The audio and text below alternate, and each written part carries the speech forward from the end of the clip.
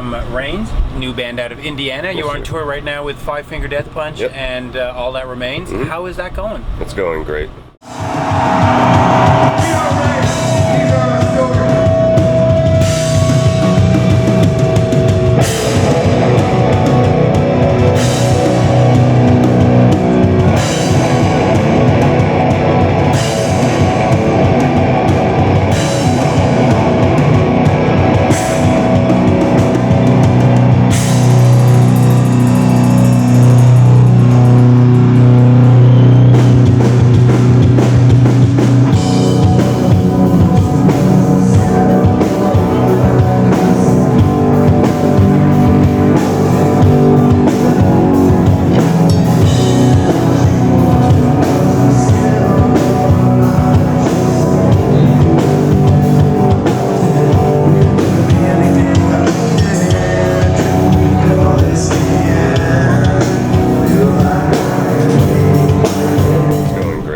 Better than we expected. HATEBREED's also on the tour. I don't know if you've ever heard them. Yeah, they're an extremely heavy band, and as you know, we aren't near as heavy as them. So we were really nervous at the beginning of the tour, just because we're basically opening up for HATEBREED. Right. But it's actually gone really, really well. So. Yeah, I mean, HATEBREED is more of a real heavy metal. You know, they covered Metallica in one of their songs. You guys are a little softer. Yeah, we're more like Stained, right. Maybe a little heavier than 3 Days Grace, that kind of thing. Is it a little bit of a mismatch, or is it more diverse for the fans?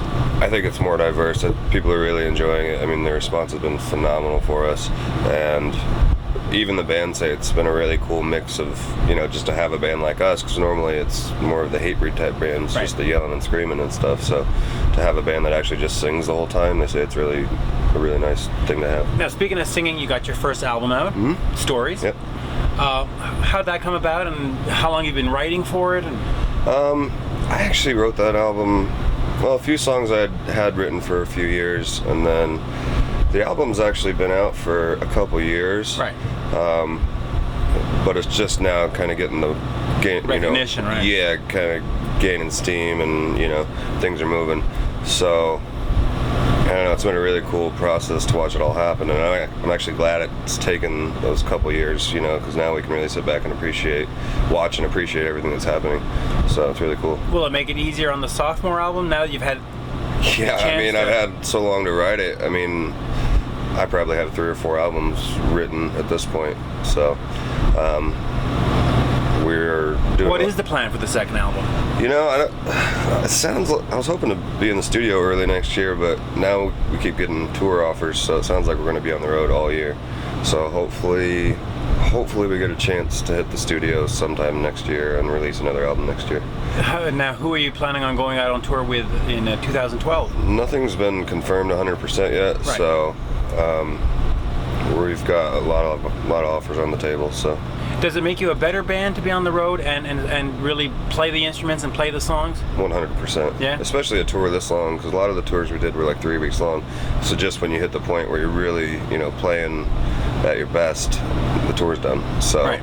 This tour we hit the 3-week mark, and then we still had 2 months left. So it's awesome to just see how tight everything is.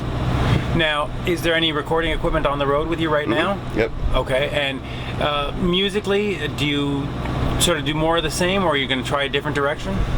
I think we're covering a lot more ground. There's some stuff that's heavier, there's some stuff that's lighter, you know, we're really kind of expanding our sound and just trying some new things. Lyrically, I write how I write, so it's going to be, you know. Are you in charge of all the songwriting, or did the band members? The first record, I wrote everything on it. This record, we're trying to collaborate a little more. We were actually just writing a new song yesterday, and it was really cool because everybody's kind of, you know, throwing in their parts, and then during sound check, we were messing with it. So it was a really cool thing for me to experience because it takes a lot of the pressure off me to write, you know. So I think it's pretty neat. Now, how long did it take you to get to this point in terms of your career? Was this something you picked up the guitar at 14, or did you pick it up at 12? And I started playing when I started this band when I was 17. Wow. When I was 16. So I've been doing only this band for 12 years. It takes a long time. I started playing guitar when I was 14, I think. Wow.